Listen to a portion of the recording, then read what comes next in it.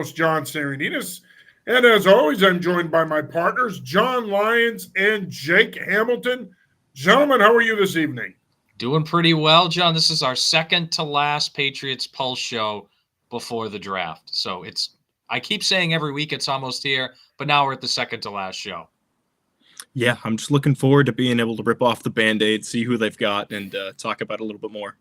Yeah, and it's interesting because they keep trying to muddy the waters. I think we all think that they're probably going to take a quarterback at 3 next Thursday night.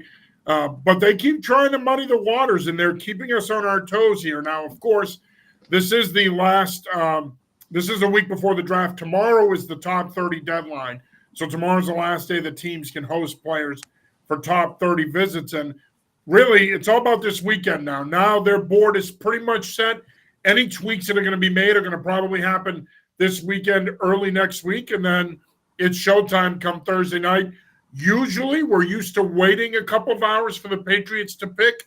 Not the case. They're going to be picking pretty early, so we're going to know probably, I would say, around 8 o'clock or so who they took at 3, or if they took a player or not, and if they decided to trade down. And of course, the big news of the day yesterday was Washington quarterback Michael Penix had dinner with the team last night. He met with them today. They used one of their top 30 visits on Michael Penix, and we're going to focus on the quarterbacks tonight because why not? We haven't talked about that enough the last 6 months. But just some thoughts there on Penix, a guy who, they haven't really been linked to. Now, he did work out at his pro day the same day as Drake May did at North Carolina. They did send out Carmen Williams to evaluate Penix, but are you surprised that they brought Penix in? Yeah, you mentioned they sent someone to Penix Pro Day. On the same day, they sent 9 guys to Drake May. So it's a little bit of a blowout there. Look, Penix is an interesting prospect because he played 6 years. That's not a misprint. That's not a club. 6 years of college football.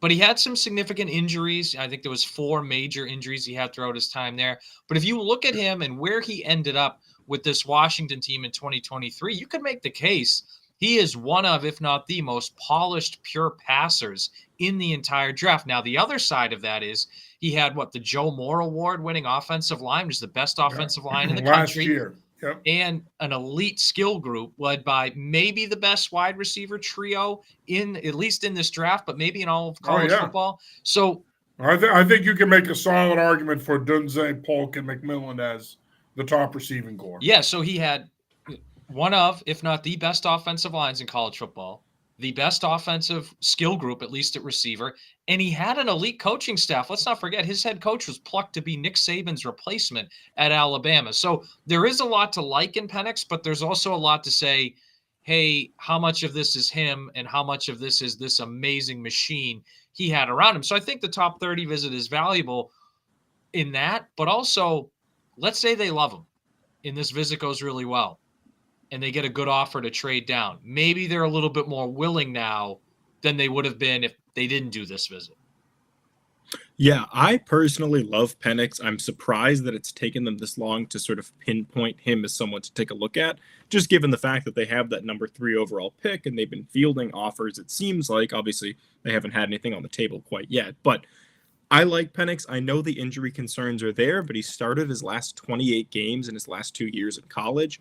He has a lot of experience. He's gone through a lot of on and off the field resiliency. He was playing with a great skill position group, which is true for, I think, some teams, obviously, in college football who have quarterbacks in this draft. You could look at someone like, the skill position guys that Bo Nix was dealing with at Oregon, who were just fast. So I wouldn't say that that's quite a knock on him, but I do think that if they were to trade down with, let's say, the Minnesota Vikings, they'd probably have to take him at 11. You just can't gamble with a quarterback. You probably don't want to try to wait until the second round and then your whole plan goes kaput. So I would hope that if the Patriots are interested in him, they're interested in him for the right reasons, and they're not just saying, well, we just don't want to take Drake May at 3, so I guess the next best option is just to go out and take Michael Penix. So I think it's good they had him in, and I'm just glad that they didn't do the 4-quarterback meetup that it seems like the Washington Commanders are doing with McCarthy, Daniels, and him. Lunch with the QBs. It's the Golden Bachelor with the Washington Commanders QB. Especially with that didn't work out well, I guess. Penix. The Golden Bachelor. So The Golden Bachelor. yeah. Well, it's interesting though because there's a lot of people that are scoffing at the notion that you could potentially have 6 quarterbacks go in the first round. Our Greg Bedard here in Boston tweeted about that the other day, saying he doesn't see it. And Greg's been around the game a long time, and so he knows what he's talking about. But I would push back on that only because while I totally agree with Greg that all 6 of these guys aren't first round caliber quarterbacks, I think there's enough quarterback needy teams in the first round that there's still an outside shot. You might see 6 guys go, which I know, again, a lot of people are going to look at this and say, you've got to be kidding me that McCarthy's a top 10 pick. You've got to be kidding me that you think Bo Nix and Michael Penix are first round picks. No, I'm not kidding. Because as I've said all along, look, I've been covering this deal for 25 years. It doesn't matter what we think. Teams evaluate players, they evaluate their scheme, and they try to plug in guys that fit what they want to do, along with other reasons as to why they take them. But I don't think it's that far-fetched to think, you bring up a good point, Jake. Let's say you do make that trade with Minnesota and you get 11 and 23 in a future one. Do you take Penix at 11? If hypothetically they like him over Nix and the other 4 are gone, do you take Penix at 11 or 23?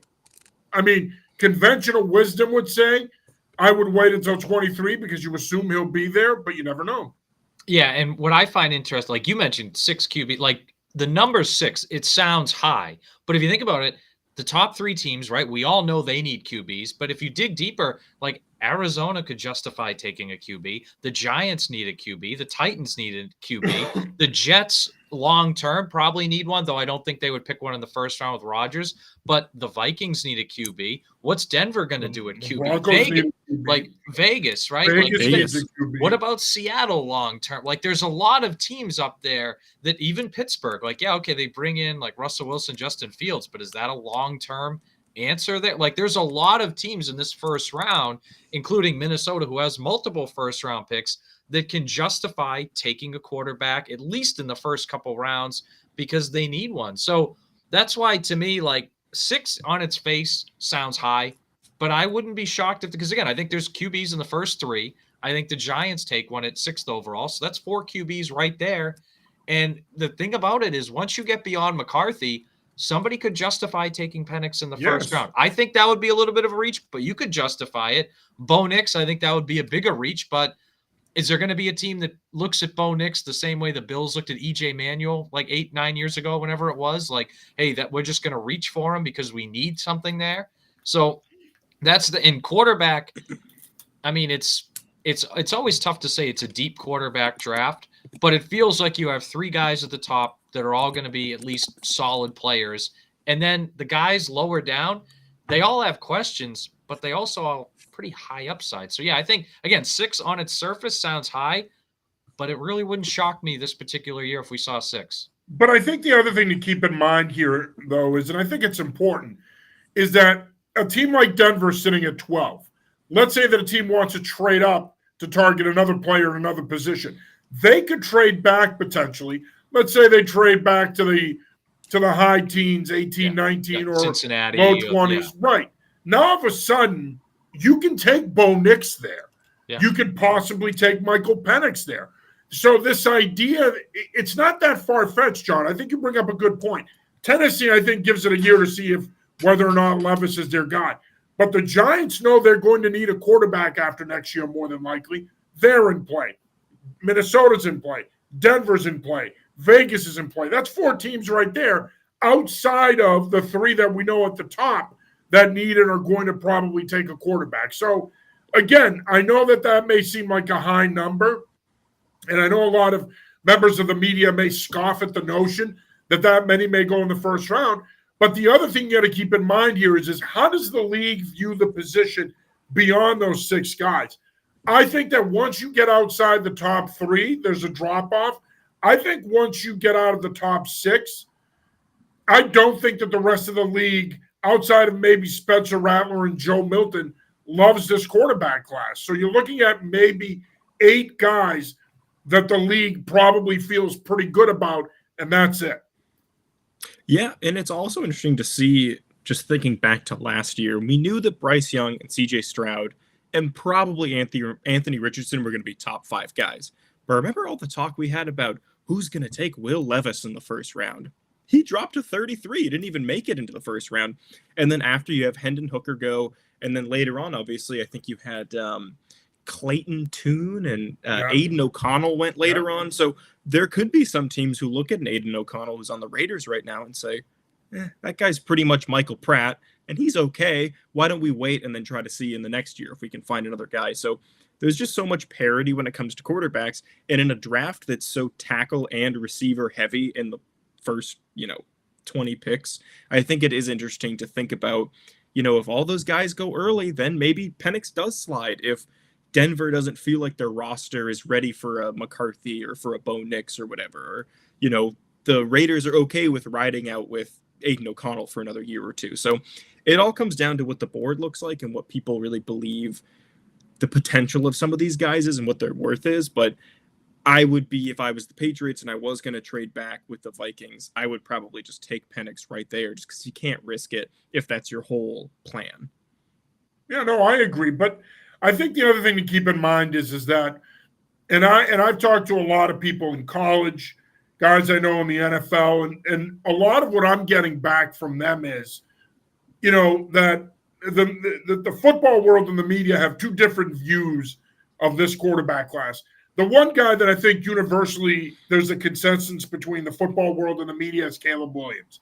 After you get past him, Jaden Daniels, question marks, both in the NFL and in the media. Drake May, lots of question marks with a lot of people, depending on who you talk to. And then McCarthy's the one guy who's pretty polarizing, but McCarthy's also the one guy that I've been told by people that people within the league like him better than people in the media do. And they are not surprised that there's chatter of him being a top 10 pick. That doesn't surprise them. And so I think now that brings us back to Nix and Penix. Look, Penix is going to be 24 in May. 2 bad knees. He's had 2 ACL surgeries. He's had a shoulder surgery. He's going to be 24. Those are a lot of red flags. You like the production, but John, I thought you brought up a pretty good point. How much of that production is actually him versus him? And I'm not taking anything away from him because he was pretty good at Indiana. But how much of it is him, and how much of it is him, but also that ultra-talented skill group that he played with? Playing for Kalen DeBoer, Ryan Grubb is his offensive coordinator, who's now the Seahawks offensive coordinator. You mentioned Seattle. That's a team that could be in play for him because Grubb knows him. He coached him. He knows him well. He's the OC with the Seahawks now. So, yeah, I think if the Patriots somehow had some grand plan behind the curtains and that plan involved Michael Penix, I would think they either have to take him at 11 if they traded down or trade back into the teens and take him so that they don't risk losing him by 23. But look, I think all of this is speculation. I still think at the end of the day, they're going to stick and pick, to quote Daniel Jeremiah. I don't think they're trading out of there. I think it would take a massive offer to move him off that pick. I don't think it's going to happen. I think ultimately it's going to be Drake May. But at the end of the day, all of this talk about Penix is great. They're not going anywhere. Yeah, and that's one of the interesting things about this quarterback class to me is of those, top 6, 7 guys, whatever, if you want to include Rattler or not, they all have some things that you look at as high upside, high talent, but they all have some sort of major question mark with them, right? There's not the Trevor Lawrence, Justin Herbert, Andrew Luck, like, hey, we know this guy is going to be good for sure. Like, I think Caleb Williams is the most consensus one, but there's some questions there. about Oh, how I think there should be more questions with Williams than there are, to be honest. yeah, and that's fine. That's fine. But there's questions, and like you look at Jaden Daniels. Okay, he won the Heisman.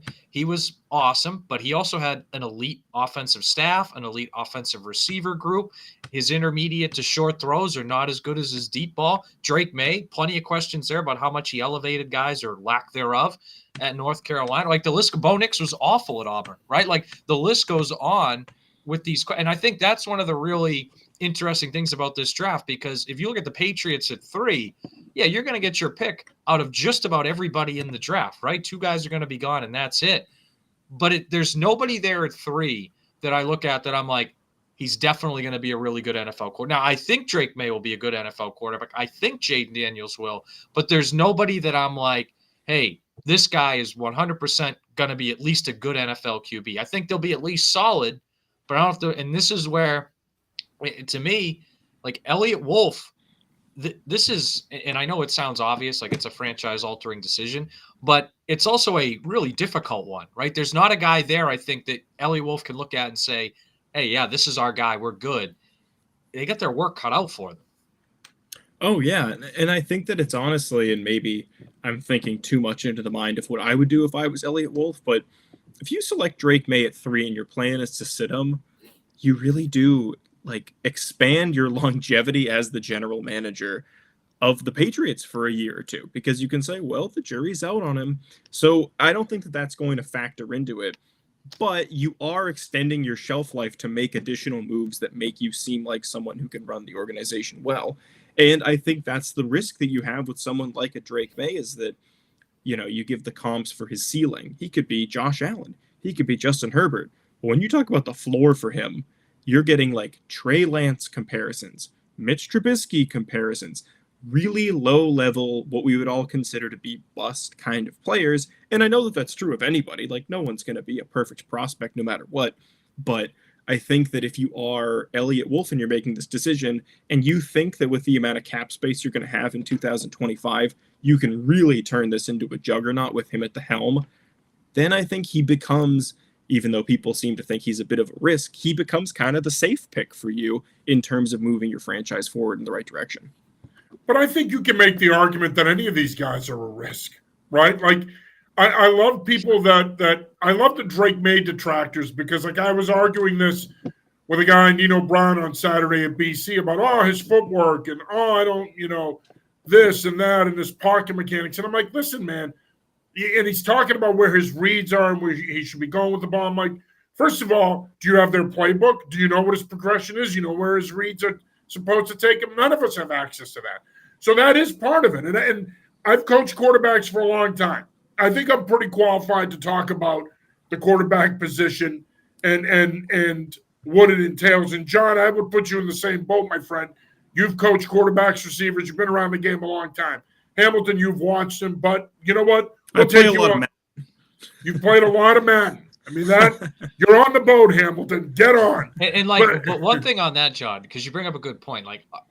Yeah, there's things to be concerned about. Drake They're all May. flawed, is what I'm trying to say. Yeah, and I think like Jaden Daniels, I don't love that he gets a little bit of happy feet in the pocket too often for me. But that's where, like, if you're going to pick a dude at 3 overall, yes, he's going to be a good prospect, but you're going to have to do a good job coaching him and fitting him into a system that works for him. Like, that was the failure with Mac Jones. He got one good year of great coaching in a system that fit him, and then obviously he didn't play well. Everything around him crumbled, and that's why they're picking 3rd overall right now. And he's in Jacksonville. Like, if you're going to pick a guy that high, and this goes for the Commanders at 2, the Bears at 1, if you're picking a guy that high, it's your responsibility to get the pick right, but it's also your responsibility to make sure you give him as much chance to develop as you possibly can. Yes. I mean, look at the Jaguars. The first year Trevor Lawrence had Urban Meyer, it was awful.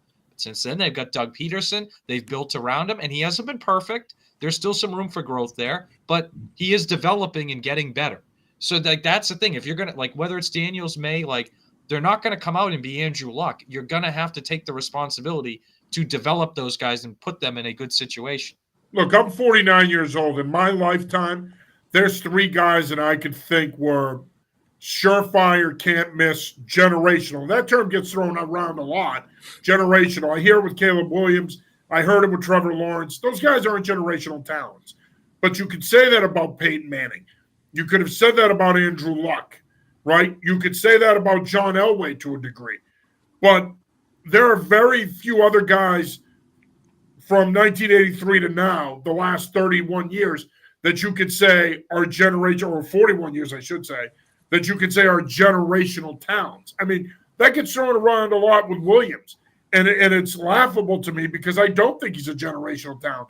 I think people are so desperate to find the next Patrick Mahomes, who, as it turns out, is a generational talent, but they're so desperate for him to be the next Mahomes that they'll say anything to look like they're right if he pans out. And that's part of the problem here, right? People want to be right when it comes to the quarterback position. So it's very easy for them to say, see, I told you Caleb Williams was going to be good. Who cares what he did at Oklahoma and USC? This is what he's doing in the NFL. And look, I think it comes down to one thing here, okay? Your odds of picking a franchise quarterback are the best if you're picking where you're picking now. This idea that if they punt on this draft, trade down and address other areas, it's a cute little notion, but it's not reality. It's a quarterback-driven league. It has been for a long time. If you don't have one, you can't win a title. You should, and this is the thing that goes on my back. Both the media and Patriot fans alike should know that. We're the best in the business around here for 20 years. It's not like they've never had a franchise quarterback around here and they're starving for one. The Patriots are the greatest of all time. So we know what a franchise quarterback looks like. I think at the end of the day, you have to take 1 and 3 because those are your best odds at potentially landing one. But I think the other thing is, who cares whatever else you have on this roster if you don't have a quarterback? It doesn't mean jack squat. You need the trigger man. They got to take him here. All 3 of these guys at the top have imperfections. They're going to struggle early, which brings me to my next point before we delve into the quarterbacks, and that is the debate on whether or not you sit whoever you take at 3. I've talked to a lot of people of late that believe that if you sit whoever you take at 3, this fan base is going to revolt. Do you buy that? So, first of all, the only reason I would trade down is if they don't like any of the quarterbacks available at 3. So, which is possible. Like, I don't want to take them just to take one. You got to actually like the guy, which I know, John, you know, but that's just something like for me, if that's the only reason I trade down is if you don't like the guys there. As far as do you sit them, do you play them? I generally lean towards with a rookie at any position, including quarterback. I lean towards sitting him unless he wins the job in training camp. Like Mac Jones won the job over Cam Newton in training camp. Granted, Cam health-wise was not the same guy. Remember, he had to miss 5 days as well because of some sort of COVID illness issue. So, but Mac also, he won the job. Okay, that's fine. Otherwise, I lean towards sitting, and again, pretty much any rookie, unless they truly win the job in training camp. And the whole thing about, oh, the fan base might revolt, the media might revolt. Who cares? Like, your job is to win football games. And if you put a guy out there who's not ready and he gets killed or his development gets totally shot, then you're going to be back in this position a year or 2 from now, picking at the top of the draft again. You need to do what's best for that quarterback's development, which in the long run will be what's best for your team. So if he can go out there and play right away, play him right away. If he can't, don't. Like, that is why you signed Jacoby Brissett, that you might have to have a year where that guy and who knows? He could sit all year. Maybe he only needs to sit 6 or 7 games, and then he's the best option. Maybe he wins the job in training camp. But I think if you look at it from the perspective of, oh, we picked this guy at 3, so we have to play him, I think that's really dangerous. What you need to do is pick the guy at 3 you like the best, and then do what's best for his development, which in turn is also best for the football team. Yeah, I'm more of in the camp that I think that you should start him. I mean, Justin Herbert and Josh Allen, who have both been comps for him. Josh Allen started right away. Justin Herbert started in week 2 after Tyrod Taylor's lung got punctured by a moron doctor. So I look at the situation. But remember, I'm glad you brought that up. Their plan wasn't to play him, though. Yeah. True, but he won the Rookie of the Year. Moron doctor intervened. Yeah. But he has the moron doctor to thank for that Rookie of the Year title that he took back. So I'm more on the stardom train. Just because I think, especially, and I think about the starting him thing mostly with Drake May, I think because of Jaden Daniels' age, he's not going to be able to put on 15 pounds in 2 weeks or 6 weeks or whatever. So I think we really talk mostly about Drake May, and you wouldn't sit JJ McCarthy because he already is kind of pro ready and he's kind of just like Jacoby Brissett. So it wouldn't make a lot of sense. But for Drake May, the thing that I struggle with people wanting to sit him is they're like, well, we've got to, have him acclimate and coach some of those bad tendencies out of him.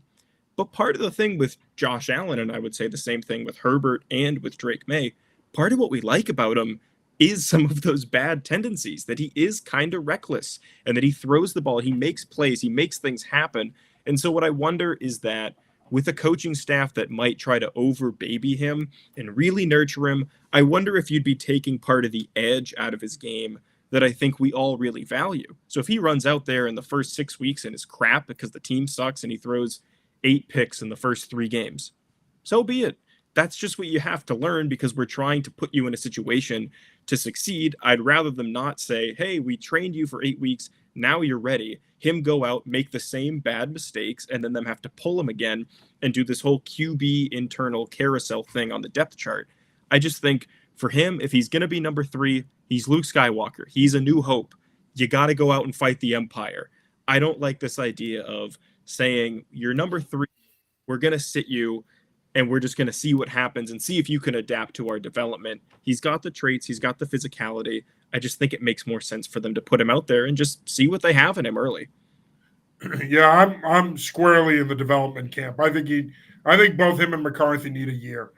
I think the idea to throw him out there and hope that he learns through experience is a bad idea because you talk about having bad habits. He's only going to make those habits worse if he's thrown out there and he's not ready and he's making those mistakes. He's going to lose confidence. And now not only are you going to try to fix him physically, but you got to try to fix him mentally. So do I think you can afford to sit him for an entire year? Maybe not.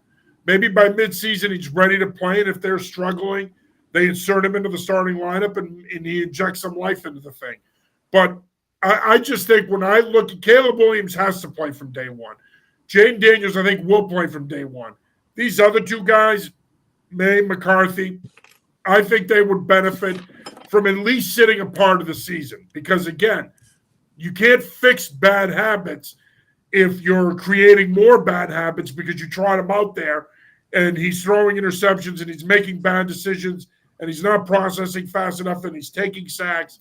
If all that stuff's happening and you knew that was a problem and it showed up in the preseason and in camp, and you already knew that from what you saw in college, well, I think you're doing him a disservice and you're doing his development a disservice by just rushing him out there. Remember now, we know what happens when you don't develop a quarterback properly. We just saw it with the last guy. I think the developmental piece with whoever they take at 3, assuming they take a quarterback there, is going to be very important. Yeah, and that's also like a factor in this is where the Patriots offense is at. So, like, again, if the guy wins the job in training camp and he's ready, fine, play him week 1. But if he's not, well, you're going to be putting him behind an offensive line that has an inconsistent left guard and a new left tackle and a receiver group that has its best player, Kendrick Bourne, coming off a torn ACL, its next best player, Demario Douglas, in his 2nd year, but first year in this offense, probably a rookie receiver at X, Hunter Henry, who's a pretty good player at tight end, but really nothing beyond that. Austin Hooper's okay, but he's not really much different than Mike Gesicki. And then you have Ramondre Stevenson, who I think is a good player, but also coming back from an injury. So it's not like even the Justin Herbert example, and I know that was an accident he ended up starting, but then he went into an offense that had some real playmakers and some good players. Allen, he had Mike Williams. Yeah, right. Yeah. And I think at that point they had Rashawn Slater and they had they were solid on the offensive line too. So like that's the thing. He walked into a much better situation. Yeah, and it's tough to walk into a worse situation on offense than what whoever it is going to be walking into. But my point being, if he's ready week 1, fine. But if not, I think that would do a real disservice to him and the team because then you're putting him into a bad situation. He's not ready to go. You're not going to win. Then really, what do you accomplish there? Outside of, okay, you got some playing time, but you don't really accomplish that much. And again, I agree with you, John. Like, I think Williams probably plays right away. Daniels probably plays right away. I could see May playing right away, but it's a little more iffy for me because I do think there's some development there. And it really just depends on is he better than Jacoby Brissett in August? Because if he is, fine. But if not, I'd sit him until he becomes better than Jacoby Brissett. I'd sit him. What I would just say in response is that, and it's again part of the reason that I have problems with people saying to sit Drake May, is that isn't part of what everybody likes about him his moxie, and that he had older brothers, and that he would fight them, and that he's got this swagger thing about him. He's got confidence. If you don't think that he can overcome that, then you don't think that he's more like someone like Trevor Lawrence, who had a terrible situation, who started every single game, or like Joe Burrow, who had a terrible offensive line, limited weapons, who got hurt in his rookie year, and who still came back stronger, both of them, than they did when they started. So that's the thing. If you're supposed to be this franchise-altering player, I don't get that, because I think that it means that you're just doubting some of his mental ability. You're saying that, well, we know that you were resilient because you had a bad offensive line and no weapons your senior year, but we know that once you get to the big leagues, you have to sit, we're going to baby you, we're going to nurture you. I just think it goes counterintuitive to what your scouting report might be on him if you discredit the thing that you like about him, which is his competitiveness, his toughness, his ability to, work when things aren't perfect for him. I just find that to be a little counterintuitive to why you might be potentially taking him at 3 without surrounding him with the requisite pieces before then. Well, I think that's the problem, though.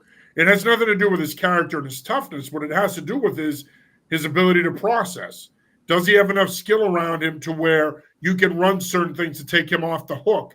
So you're not putting so much pressure on him in the passing game, especially in certain situations. And to John's point, this skill group right now, I don't even know if I'd call it pedestrian. Calling it an average skill group would be a compliment. So again, I think you have to look at this objectively and say, are we a contender in 2024? Obviously, the answer is no. They're not a Super Bowl contender. Heck, I don't even think they're a playoff contender. Even if you start him and he plays well, I still think at best they're an 8 or 9 win team, which you might sneak in as a 7 seed, but who knows? But at the end of the day, all I'm saying is I'd rather sit him and let him develop and keep that eye towards the future than rush him and play him now. He gets his ass kicked. He loses confidence. He doesn't develop, and now you're playing catch-up the next 2 years because you could have done it the right way with him, put better pieces around him, let him marinate a little bit and learn how to be a pro, and then play. Now, all of a sudden, you're trying to, as I said earlier, not only are you trying to overcome the physical hurdles, but now there's mental hurdles there too. So obviously there's a bunch of different ways to skin a cat, but I think at the end of the day, it depends on who they take and how they want to approach it. When I look at what they've done this offseason, fellas, I think they're taking a long-term view of things. I really don't think it's about 2024. I think it's beyond that and using some of that available cap space. They'll have some big decisions to make. Stevenson, Judon, they're free agents after next season. But I do think that they're going to slow play this with the quarterback, especially if it's Mayor McCarthy. I don't think they're going to rush to play them right away. I genuinely think they're going to play Brissett until they can't play him anymore. At least that's my 2 cents. You're watching Patriots Pulse. I'm your host, John Sarianides. As always, I'm joined by John Lyons and Jake Hamilton. Gentlemen, just want to pivot here and talk about the quarterbacks. And obviously, that's all we've been doing. But I want to now get into the quarterbacks from your perspective. And I want you to give me, forget about what we know they may or may not do. Give me your top 3 quarterbacks in order and why you like him. And in a perfect world, who you would want to be the Patriots quarterback. Yeah, so my top 3 is actually very similar to the consensus top 3. Like, I think Williams, despite my questions about him, I do have him at 1, but it's a much closer race to me. Like, I don't look at Williams as the far and away number 1 guy. Like, I think Jaden Daniels is pretty close to him at 2, and I'd put Drake May at 3. I think those 3 guys are really close. I don't think it's a 1 and then a gap and then 2 and 3. I think it's 1, 2, 3 really close. I would love the Patriots to get Jaden Daniels. I just don't think he's going to be there. I think Drake May is a pretty good fit, though, for what they're going to try to do offensively, and I think he's going to be a good pro anyway. But my top, it's very similar to that consensus. I just think it's a lot closer than a lot of. I don't look at Williams on the pedestal that I think a lot of folks do. I think he's really good. I think he's going to go number 1 overall for a reason. I just don't think he's head and shoulders above Daniels and May. Yeah, I have the same list as you right there. Williams, Daniels, May. I would put maybe a little bit more of a gap between May and Daniels, just because Daniels has the experience, and I think he's just more pro ready than May is going to be. Now, obviously, Daniels had a much better situation at LSU than Drake May did, but from that perspective, I still look at it like that. It's funny, the way that just because Caleb Williams has been squared away to the Bears for what feels like 6 months now, it's crazy that I feel like our evaluation of him kind of stopped at his final game at USC, and we've just sort of said, well, it's a foregone conclusion. The guy, like, he could have sat out his entire senior season, and he still would have been going to the Bears #1 overall if they made the trade and, they got rid of Justin Fields. So I don't know. It'll be interesting to see how he really does translate and see if everyone was just completely dead wrong on him. I don't think that they will be, but I'm not expecting him to light the world on fire, despite the fact that I actually think that the Bears have a pretty good skill position group. So I would still put Williams, Daniels, May, with a bit of a gap between May and Daniels. Yeah, I like Drake May a lot. I look at it from a physical perspective. I think he's got the most upside in this class. I think he's got a fair amount of ways to go before his ceiling. I think Daniels has some room left until he gets to his ceiling. I think Williams, to me, is at his ceiling. And I've said this all offseason with Caleb Williams. He's either going to be a top 5 starter who's an instant impact player, or he's probably going to be a bust. I don't see much in between. I think he's like caviar. He's an acquired taste.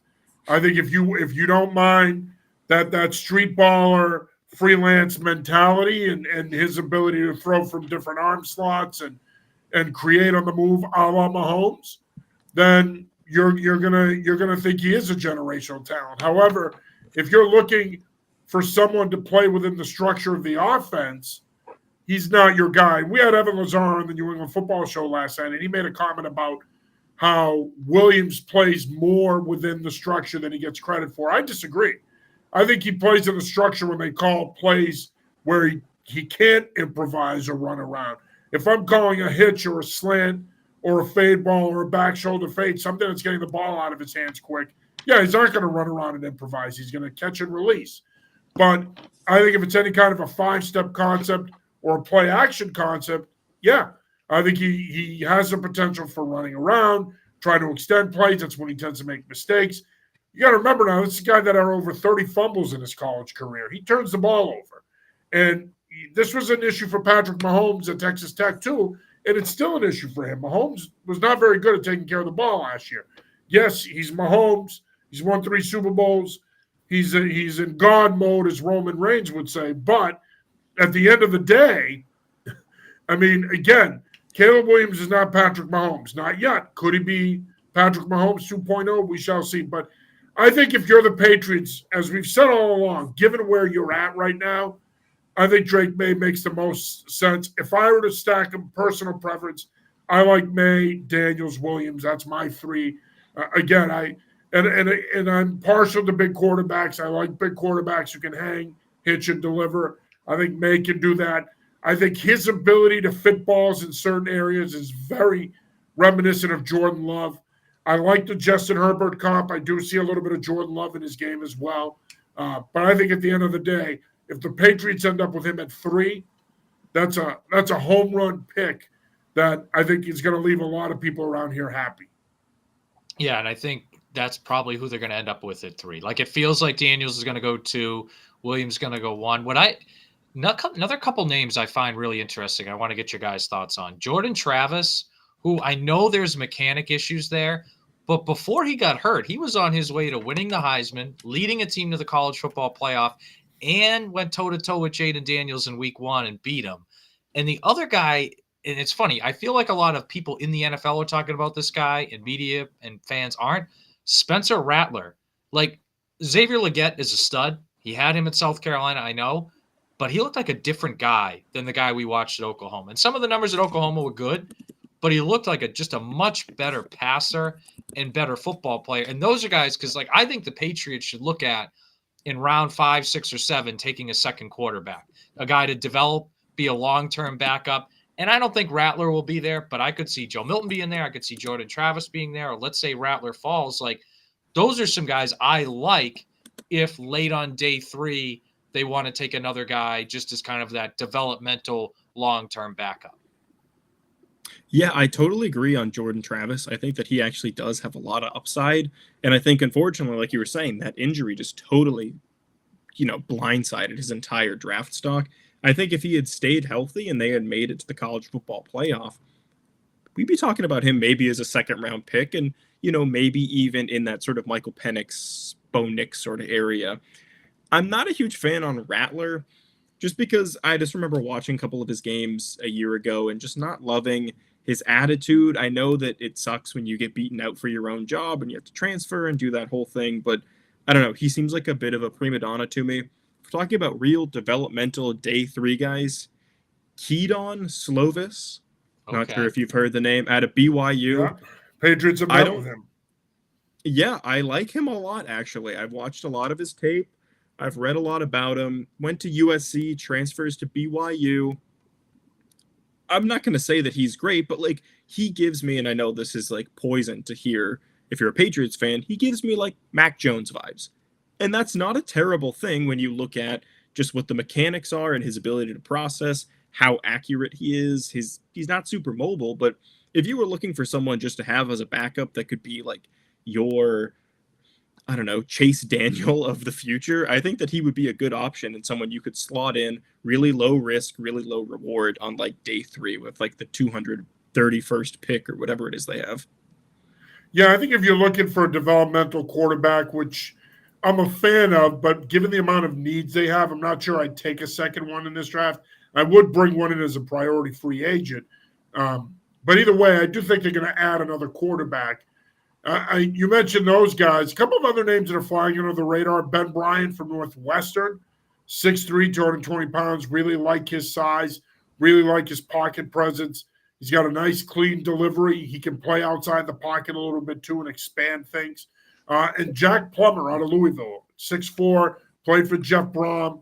I'm a big fan of Jeff Brom coached quarterbacks. He's one of the best quarterback coaches in the country. I think those are 2 guys to keep an eye on as well. Keaton Slovis is a guy that they've met with. They've also met with Joe Milton. They've also met with Spencer Rattler. Slovis, 6'2", 223. I think he's a guy that profiles as a developmental third quarterback, possible backup, a guy that's well-traveled. I mean, his best year was 2019. When you look at his stats since then, he has not done much. He's since played at Pitt, and then he ended up at BYU. He got hurt last year.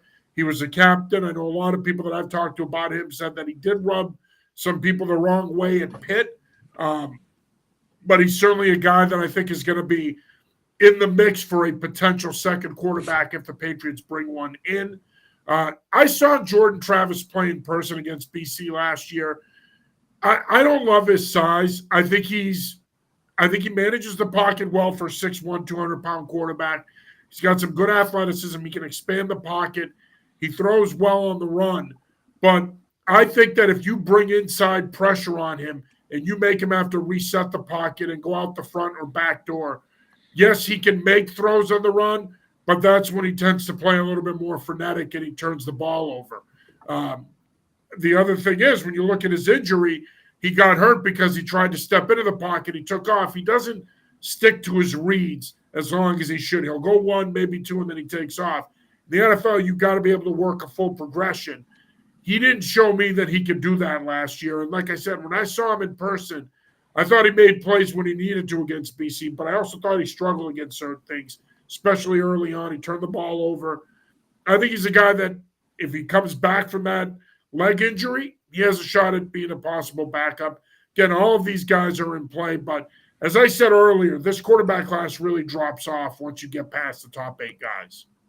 Yeah, it's and that's the thing. Like I look at somebody in round 5, 6, 7, probably 6 or 7, or an undrafted free agent as the next generation Bailey Zappi, right? That young, long-term backup behind whoever you pick at 3, and hopefully you have kind of a nice partnership between them for at least the next 4 years going forward, and you have that position taken care of. Because I agree with you, John. Like this can't be an RG3 Kirk Cousins situation, right? You have way too many needs for that. But round 6 or 7, guy you like, undrafted free agent guy, like I think they should definitely bring one in because I think maybe not in 2024, But by 2025, Brissett and Zappi could both be gone, and you could be looking at whoever's a 3 overall being the starter and that other guy being the backup. Yeah. Yeah, and I definitely think if they do take a guy in, round 6 or 7 or even 5, that seems like it would sort of be the kiss of death for someone like Bailey Zappi. I don't know that they would continue to keep him around after that, just because I'm sure that a lot of the guys in the later rounds have a similar skill set to him. I know he's tough. I know the guys like him in the locker room, but if he would become some kind of a distraction as the third stringer trying to nip at the heels of Brissett and potentially Drake May or whoever the heck is going to be the quarterback, I think that would sort of shake things out in a way that it would become clear who was going to be on that depth chart. And yeah, it's always exciting when you get to see an extra guy at camp throwing. Yeah, I'd love to see them give a local guy a shot. A couple local guys. Lyons guy, James Cahoon. That would be Jimmy Cahoon. The best quarterback in New England last year. Not hyperbole. Just saying. Yeah. John Lyons has coached him, so he would know. No, and I think it would be nice to see, whether it was Jimmy or not. Like, it would be nice to see a local guy, too. A couple of other local names that I'll give you. Kasim Hill played at URI. I think he deserves a shot. I know he was at their local pro day last week. He also did Baltimore's local pro day. And another guy that's just a flat-out winner. Loved covering the kid the last 2 years. Tough as nails. A winner, athletic. Doesn't have that elite level arm talent, but he has good enough arm talent that he could end up playing professionally somewhere. If it's not in the NFL, UFL, CFL, that's Yale quarterback Nolan Grooms. I think he is terrific. Yeah. That kid's he legit. Is a winner, and I would love to see him get a shot. And I wouldn't mind seeing the Patriots give him his shot. Real quick, we got Ken Mathias joining the show. Would you guys think it's worth bringing in 2 rookie QBs to compete with Zappi? I think we kind of answered that. Yeah. I'd say yes. Yeah. I would say yes. Yeah. I agree. For the backup position, although they did re-sign Rourke, I mean, they like Rourke. I've talked to people up there that have told me they like Nathan Rourke, but I think ultimately they're not – he'd have to beat out Zappi. Zappi's not a shoo-in to be on this roster come opening weekend. I think he's going to have to earn his place on this roster, and you'd have to think they're going to carry 3 quarterbacks. Conventional wisdom would say, based on the way he played at times down the stretch at Denver, at Pittsburgh, he deserves to at least be the backup or the third quarterback, and I would agree with that. But I think he's going to have competition. I think there'll be 5 quarterbacks in that room at camp. I think you'll have Rourke and another rookie, and it'll be interesting to see who that other rookie here is. Ken, thanks for checking in. Appreciate it as always. Let's pivot here, and I want to talk about favorite guys in this draft, players that you like that even if there's no chance the Patriots are going to draft them, you wish they would. That's a great – I mean, it's funny. For me, it's like I love Joe Alt, and I think that would be a guy that if they didn't have such a massive need at quarterback, that would be a guy to take at 3 overall. Another guy I love, and I just don't think it's going to work out for him to be there, Brian Thomas Jr. out of LSU. Would love to stick him at X for the Patriots for the next 10 years. Like, he's one of those guys, and I know I mentioned this last week on our show, John. Every once in a while, like, certain guys look different out there. He looks different out there. Like, those are 2 guys I would love to see. At 34, a realistic, would love to see them draft Tyler Guyton or Xavier Legette. Love both of those. So those are a handful of guys I like a lot. 2 not realistic, 2 are realistic.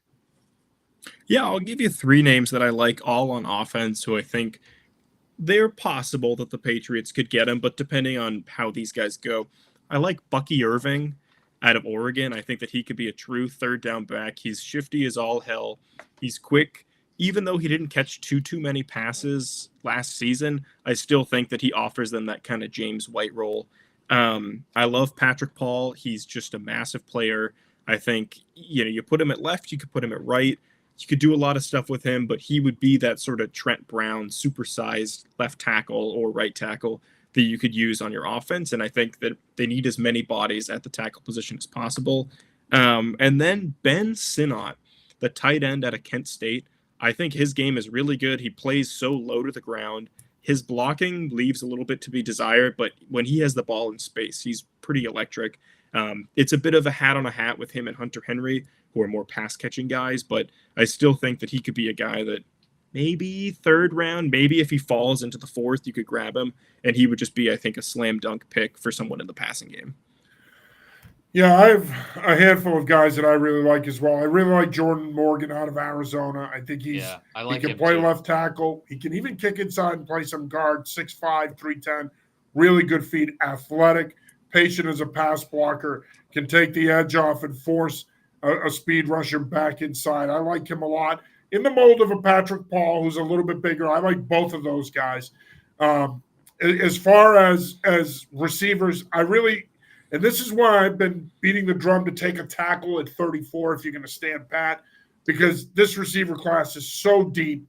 You've got some really good options in the third round there, potentially in Jalen Polk, Roman Wilson, possibly a Keon Coleman.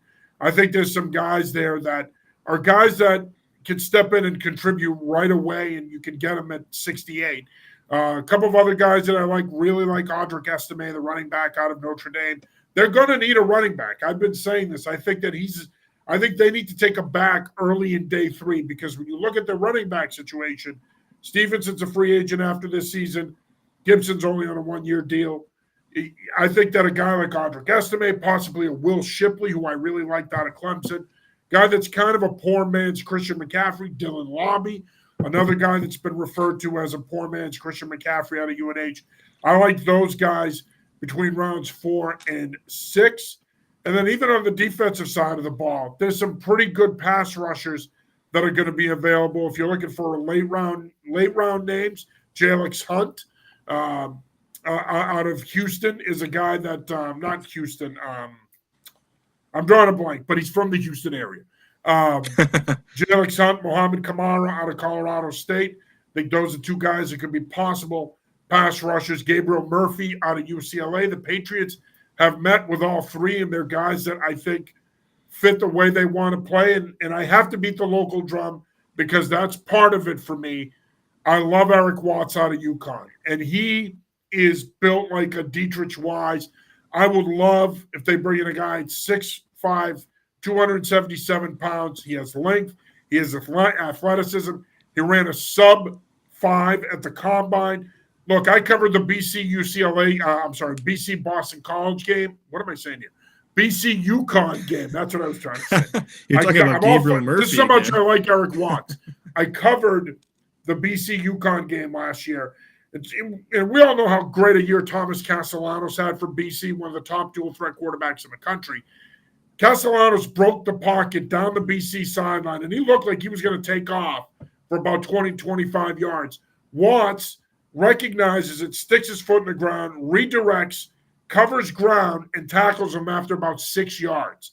This is a 6'5", 277-pound defensive end who had initially stepped inside, took the bait, if you will, on the read, and then was able to plant, drive, redirect, and make the tackle.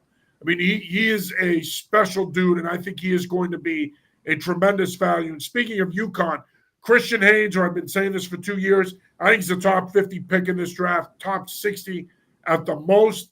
If you're looking for an offensive lineman, and maybe if the Patriots like what they have at tackle but want to fortify the inside, you're talking about a guy that can play guard, can play center, 2-time All-American. He is rock solid.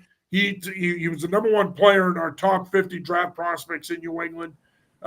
He is the real deal. So there's a lot of players there to like.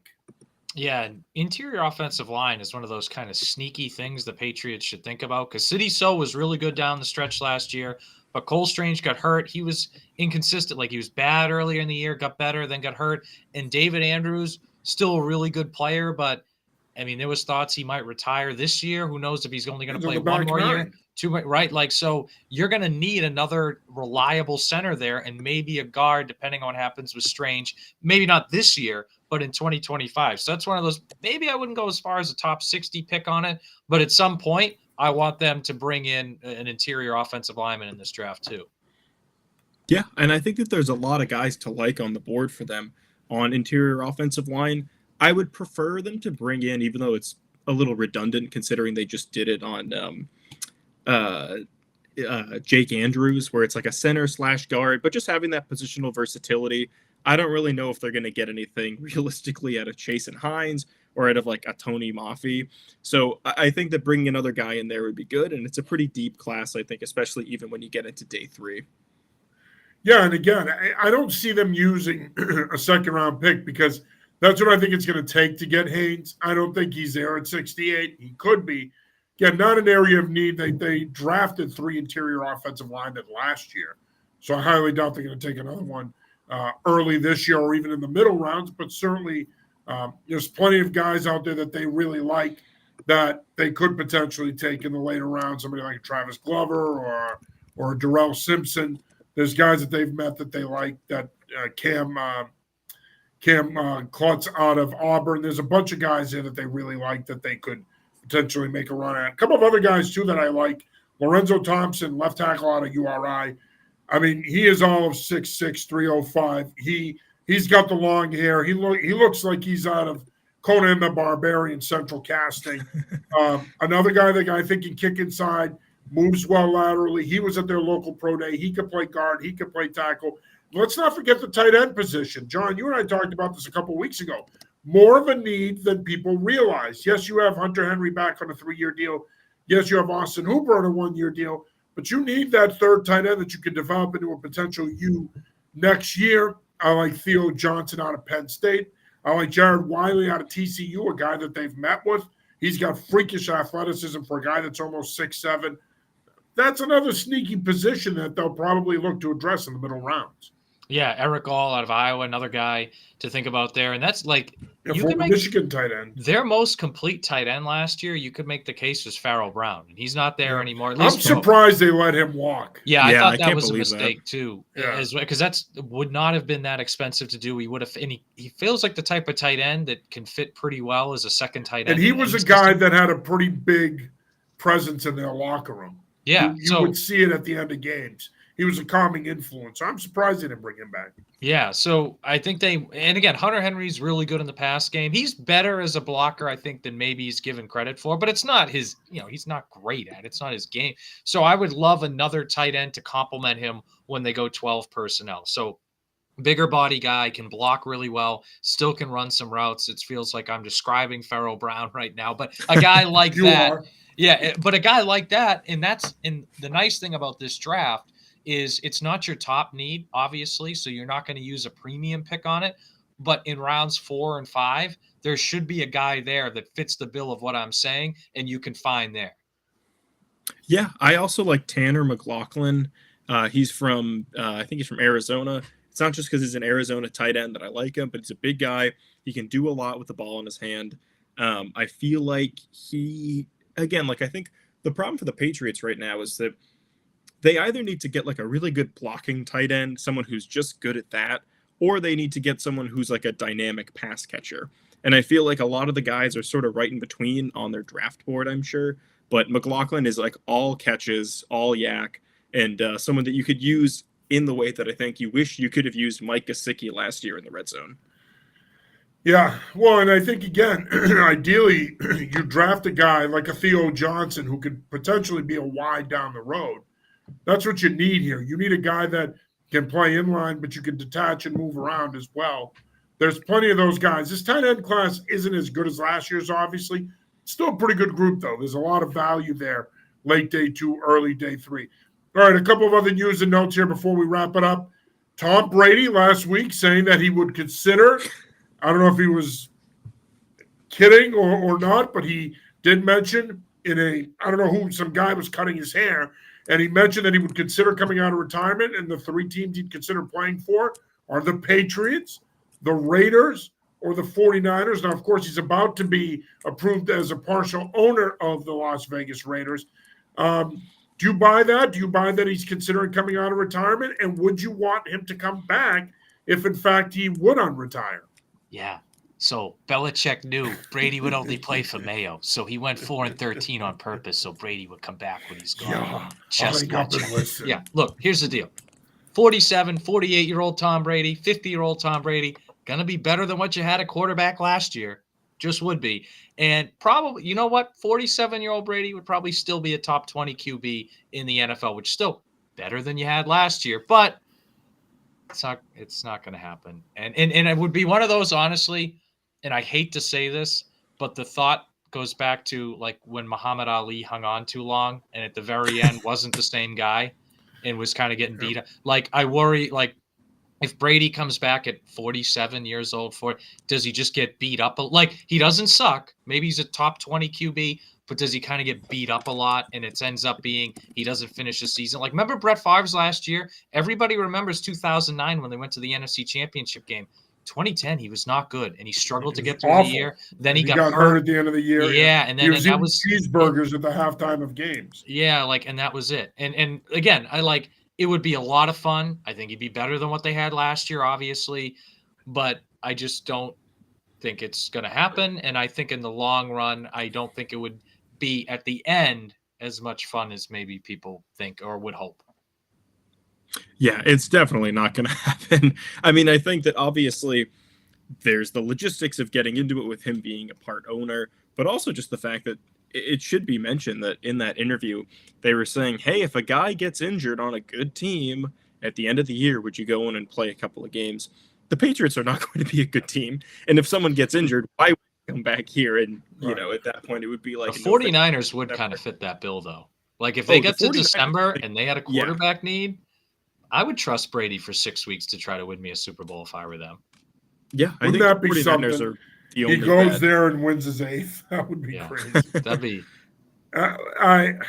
Look, give it up, man. Thank you for everything. I can't wait until June 12th, but give it up. It's over.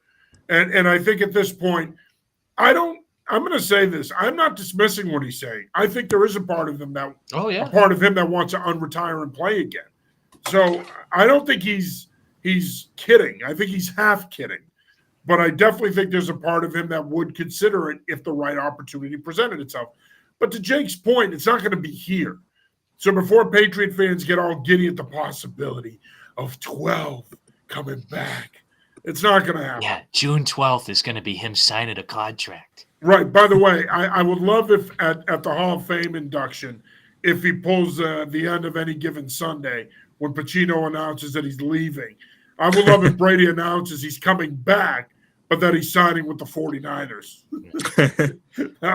that would be – people might legitimately throw things at him. I would love to see if Belichick actually goes to that. I know that's a long – and we're going to have shows between now and then, but it's right on the edge. Speaking of Belichick, he turned 72 today. What are your best top 3 Bill Belichick memories?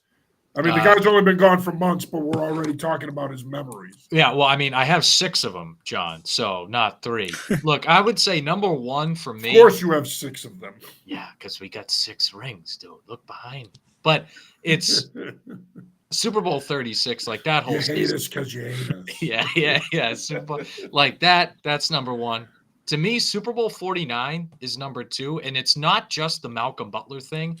It's the whole game. Like their game plan against that elite Seattle defense. I mean, to score 4 touchdowns against that Seattle defense was an all-time defense. Yeah, and they almost scored a 5th. Remember, Jeremy Lane had an interception in the end zone. Like the offensive game, and Josh McDaniels deserves credit for that too, but their coaching on offense and defense was the elite of the elite in that game. And I know this group didn't win a title, but the way in 2007 and 2010, how twice he changed how offense was looked at. First in 07, where they spread everything out, which before that wasn't really done in the NFL. And then in 2010, where they went 12 personnel all the time, which wasn't really done at that point in the NFL. And he changed a lot of teams' thinking. Because, like, obviously defense is his calling card, and that's what we like. Super Bowl 36, the Malcolm Butler interception, Super Bowl 49, Super Bowl 53. Remember defense.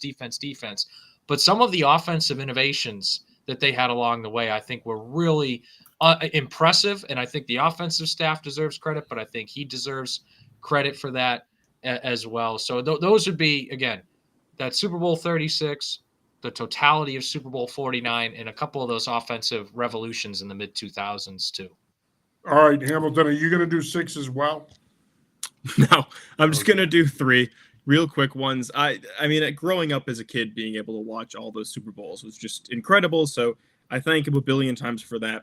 My quick 3 ones, though, and I'm going from ones that aren't as important to important ones to me. the Jets delay of game thing that he did still to this day is one of the funniest things that I've ever seen in a sports game. That was cool. It's so effing funny. Number 2, the Randy Moss Halloween video, where Randy's like, "Oh, you got to come on down. We're having a thing," and he's like, "I don't know, maybe." And then he ends up dressing up like a pirate. Also Right. hilarious. Love Belichick for that. And then number 1, 2014 divisional game against the Baltimore Ravens, the fake out play with the ineligible tight end and the double pass. That is so like 300 IQ thinking. I loved seeing John Harbaugh. Was it Jim? No. Yeah, it was John Harbaugh. Just freak out. Well, that was the impetus to deflate because the Ravens are there the you ones go. that, Yeah, he got him so angry that this whole bleep storm came upon them. But that was just him at his best with Josh McDaniels, just totally gaming the rules. See, I would say for me, that 2014 season in general, to your point, Jake, and then John bringing up the Super Bowl, that's one of my 3 all-time Belichick memories. That might have been his best coaching season. Between managing the talent, 07, he did an unreal job managing the talent despite some circumstances. But I thought that 14, that team was pretty talented too. They might not have had. That was an elite roster. That was an elite roster. That might have been their best roster. There was like, and I don't mean to cut you off, John, but like we're talking about almost every position group had a Hall of Fame caliber player. Yes. If not more. Like that's not, if you really think, like that's just nuts. the receiving core alone. Yeah. Like, yeah, no. And so I thought that was arguably his best coaching job that year. I don't think he gets enough credit for 2008 either. To lose Brady 2 snaps into the season and to keep it together and almost win a division and make the playoffs with Matt Castle.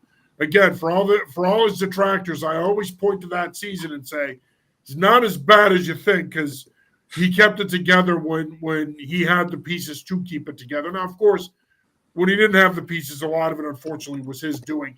And then, of course, Super Bowl 36. I mean, to make the decision to start Brady the rest of the season, even when Bledsoe was cleared, and then that game plan against the greatest show on turf to shut that offense down for 3.5 quarters. I mean, it just speaks to his genius. Look, I know he has his detractors, thanks in large part to Spygate and Deflategate and the way some people think he might have handled the Hernandez situation.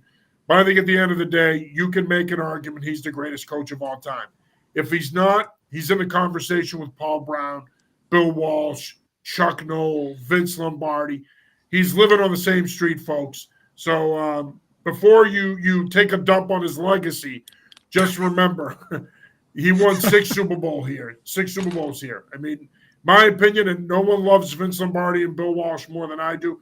Bill Parcells, same thing. Bill Parcells is my favorite coach of all time. I modeled my coaching style after him. I still think you can make an argument Belichick's the best of the best. All right, final thoughts here, gentlemen. And yes, I also am built like Parcells and yell like Parcells, so it's another reason why I embraced my inner Parcells when I coached for 30 years. Yeah, I think, final thoughts.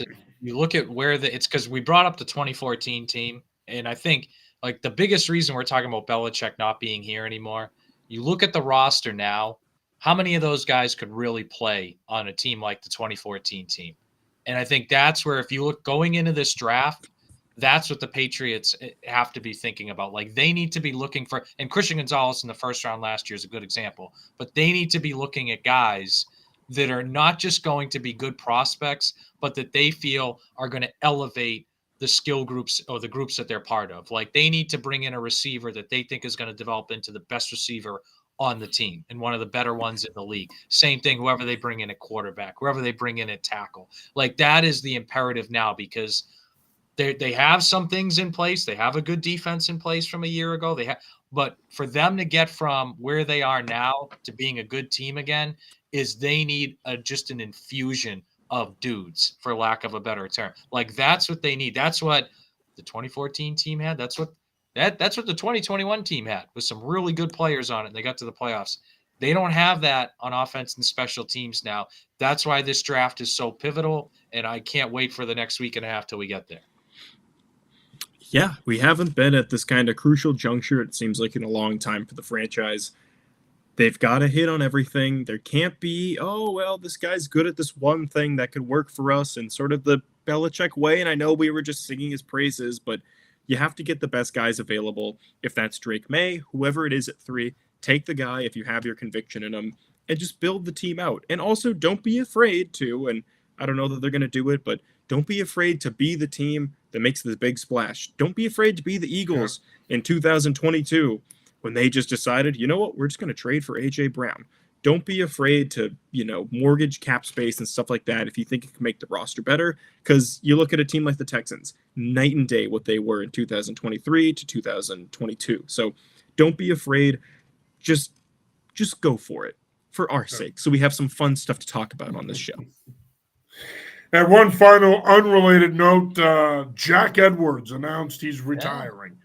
Thank goodness. Jack Edwards, Mike Gorman, sad week for Boston sports. Shout out I'm going to miss Mike Gorman. Mike Gorman was the best. I loved Mike Gorman. I'm a diehard Celtics fan, but Jack Edwards, probably not going to miss him much. So who was the guy on the Yankees? John Sterling. Yeah, he announced he's retiring out of left field yesterday, no pun intended. Effective immediately, which they're saying it's not health related, but I mean, I know he missed a couple of calls there in the last couple of years, but effective immediately, there's got to be something else going on. Just my 2 cents. All right, gentlemen, great job as always. Let's get ready to draft next Tuesday night. We'll be 2 nights out from round 1, so get your mock drafts ready, boys. Oh, we'll be ready. Hamilton's already stretching. All right, gentlemen, great job as always. Appreciate it. We'll see you guys next Tuesday night. All right, talk to you then. All right. Yeah. That'll do it for this episode of Patriots Pulse. For John Lyons and Jake Hamilton, I'm John Sarianides. Until next week, peace.